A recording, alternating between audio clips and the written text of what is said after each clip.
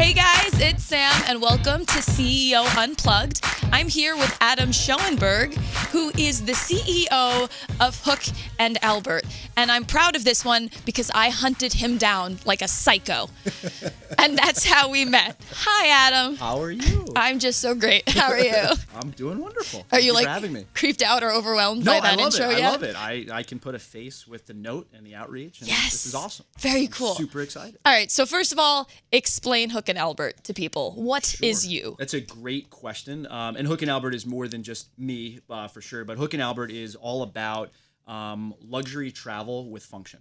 So it's really about focusing on today's modern sprint traveler, someone who's in a market for 1 to 2 days and comes back and then is back on the road again. And they value function, but their life stage is a little bit advanced. So they also like the finer things in fashion or their life. So we really focus on making the best high quality goods with functional elements that are built in. So what was the first thing that kind of gave you this idea? Like, where did you see the market and you're like, you know what, I have to create luxury 2-day travel? Like, what set that light bulb off? It was certainly an evolution. So this business started in October of 2009, and it was very different back then. The thesis was to redefine sartorial accessories for men in a modern way. Okay. So Hook and Albert was known for bringing some of the most radical new accessories to the marketplace. So a couple things that people may actually know was lapel flowers. So now that you see all these celebrities and athletes and regular people using the lapel of their jacket with a flower, an artificial flower, that was our claim to fame. No one was putting artificial flowers outside of a wedding onto a jacket. So Hook and Albert was the first behind that movement. Colored dress shoelaces. So a guy's dress shoes with a pair of orange or red shoelaces, which became a very big thing. Major brands started doing it after we launched it, like Cole Haan, and we ended up partnering with them and doing stuff with it. Oh, that's so cool. So we were behind some of these crazy new things that the market had never seen. And just kind of evolving the business, we got very lucky early with these new the divergent thinking that was going on, connecting with consumers in a different way. The business just evolved. And then being in markets all the time for 1 to 2 days, my travel schedule, I would have to carry a suit bag, and I'd have to carry my regular weekend bag and then a laptop bag. And I wanted to simplify that journey. So I challenged our design team one day. This is over 5 years ago. I said, how can you take this bag, and this bag, and make it one? It's like one rough trip and you throw it all on the table. And my design director, her name's Donna Ballin. She's just super talented girl, been with me almost since we started the brand. She said, I have an idea, and that was the Garment Weekender bag, which really is what kind of moved us out of accessories for men, and we became kind of a bag company overnight. We launched that bag about 5 years ago, in and around actually this time. So Father's Day was just coming up. Well, happy birthday. And basically overnight, GQ and Esquire started writing about it, said this is the only bag you need. And we became a bag company pretty quickly. I wish, can we do an insert here of how the bag looks? Like, I want to explain it. We do it with our hands. Yeah, so it starts like this. I mean, it looks like a big luxury duffel, and it comes in different colors, but it's kind of amazing to watch be taken apart because within a few minutes, it's turned out into what looks like a really nice garment bag. And then you put your outfit in the layers of the bag and zip it up and clip it up. And I professional pantomime on weekends, so that's how you can tell. You're doing wonderful. Yeah, I mean, basically for those that didn't catch on, which I think they're going to catch on. How could you not? Yeah, I mean, I get it. It's basically, you're right. It's a traditional duffel bag silhouette. For the ladies that are listening to it, it's like that historic Louis Vuitton speedy bag silhouette. Yes. For guys, it's just a regular. Not like guys don't know what a speedy bag is, but a regular duffel silhouette. And you basically unzipper the top like a regular bag, and then the side panels also unzipper. So then the whole bag kind of just collapses open. Right. And inside of the bag is a full garment section. So for a female's dress, for a guy's suit or sport coat, you basically would hang it up in the lining just like a normal garment bag, and then you rebuild the bag up. So the sides zipper to the top. And then the bag is actually in a U shape. I'm sorry, the suit or the dress is in a U shape within the bag. Right. And you basically don't have the hard folds of a traditional garment bag. So it's a bag and it's a garment bag all in one. It really is an all in one. And it looks so cool. Yeah. So how do you go about, I imagine having an idea that you were so passionate about that you're like, holy crap, this could work. How do you go about finding the different manufacturers you'll work with? Like it's your baby, but it's also not an inexpensive baby to make. Yep. So you want to, toe that line between great quality in your product. Like, how do you go about finding those? Sure. So I'll break the question up into two parts. Okay. The first one is just the sourcing question, which is, how do you find this? And this applies from early on when we were making flowers and shoelaces to bags.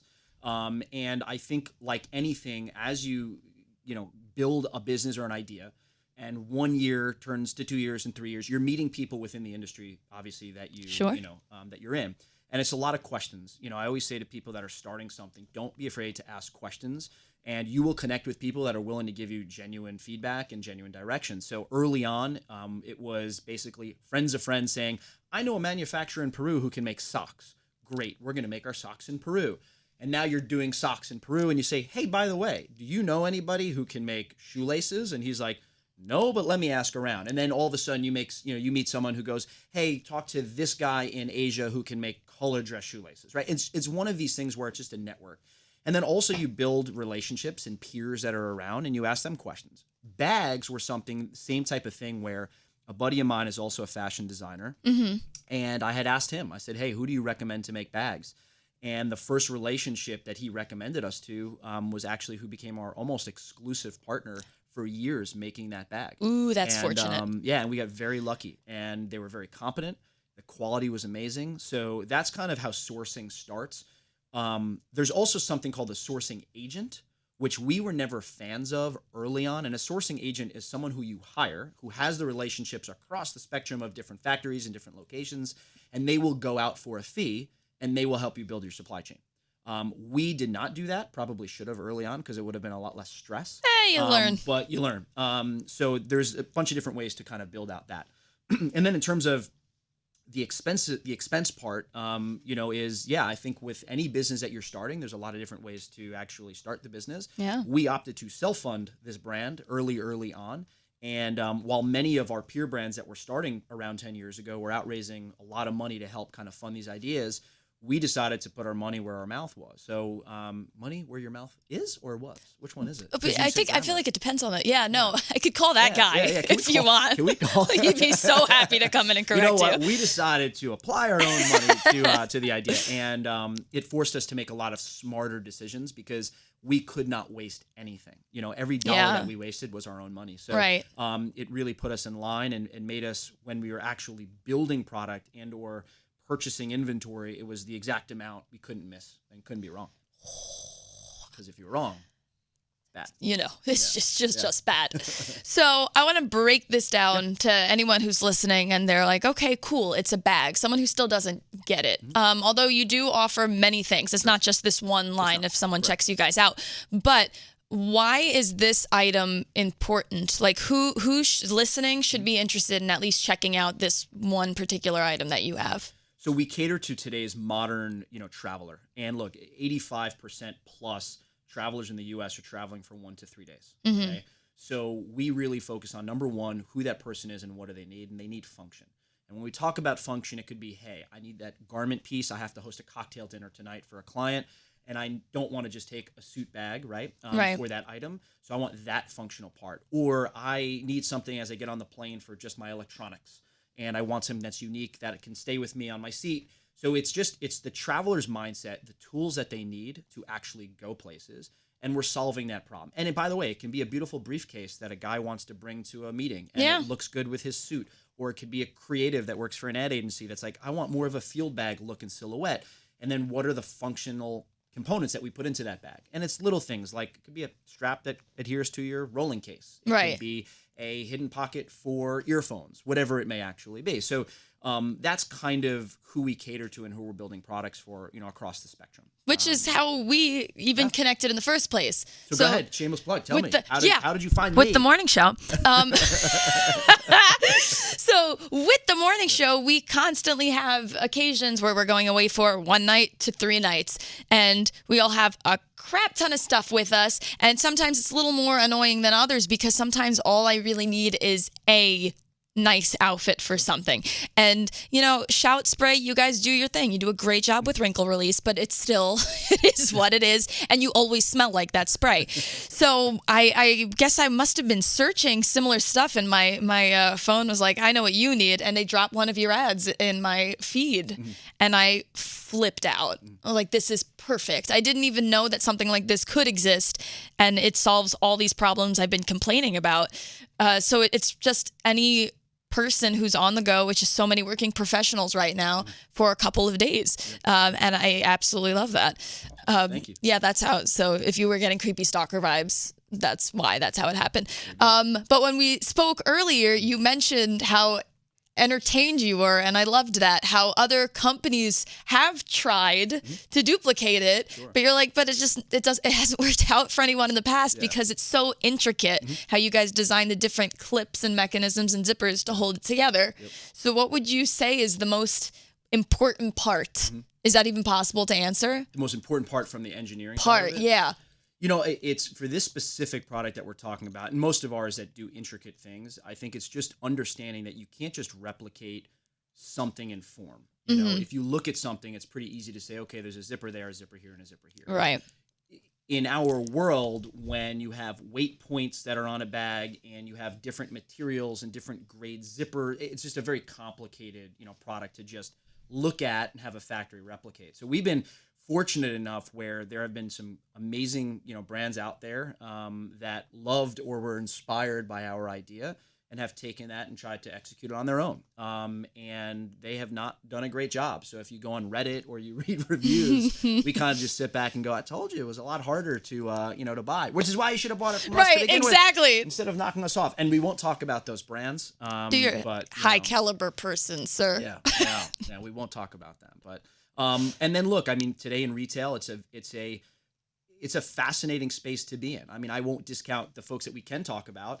Amazon, which is a massive, conglomerate that's really radically shaking up our space. Yeah. They take, products that we make, and you can search briefcase on Amazon and you see some beautiful briefcases, and they're a lot cheaper than what we build. And that's okay. There's an audience and a customer that wants that. I think for us, where we connect is beautiful quality high-end products that have this functional element. And there are people out there that want a cheaper version of everything. That's why the H&Ms and the Zaras exist, and they do great things. It's just a different caliber customer that we want. This person's always on the road. They're in business class with you, or if they don't get business class, they're in the first couple rows of coach, right? But you look around, they all have the same briefcase. They all know exactly what they want.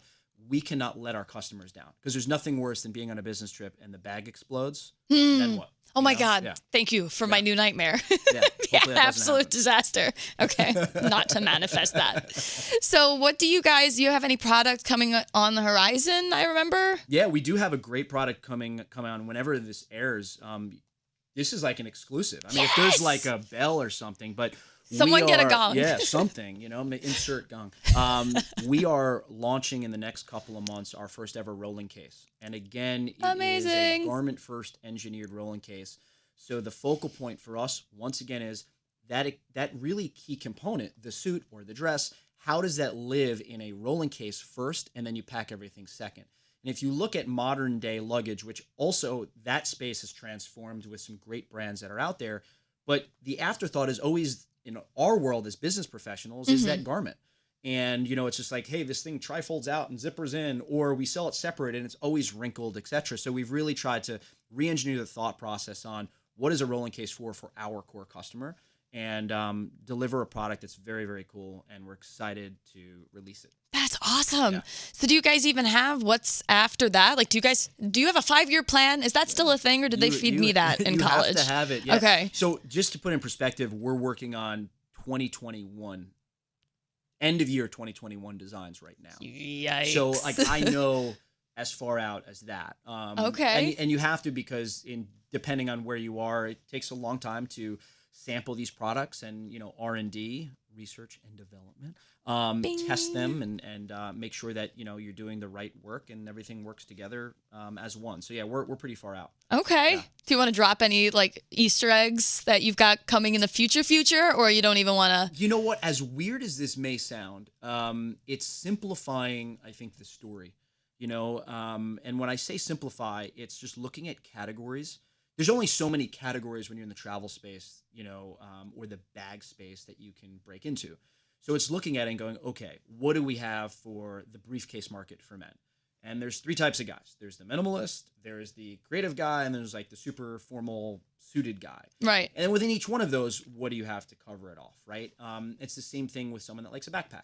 You have someone that likes a fashion backpack that just looks great, it's killer, and then you have a techie guy that's like, I have a bunch of stuff, right? All these wires. All these wires, and how do I store all those wires in a really cool, elevated, fashionable look? So it's kind of just streamlining that for our customer base, and that's really what we focus on. And for us, what you're going to start to see next year and the year after are collections. So we'll always have our core collection. Hook & Albert's core for both the men and the women's lines are all about beautiful leather, high-end hardware, etc. So core will always be our best-selling items in the most luxurious, materials that you can find. Yeah. And then we'll have kind of our non-core, which is anything with leather hits and these great fabrics. So for women, it could be these great cotton twills. For guys, it can be a wax canvas, different, types of fabrics. And then we'll have the travel side. And travel usually has to have some sort of a ballistic fabric to it because it gets thrown around everywhere with hits of high-end leather and beautiful hardware. So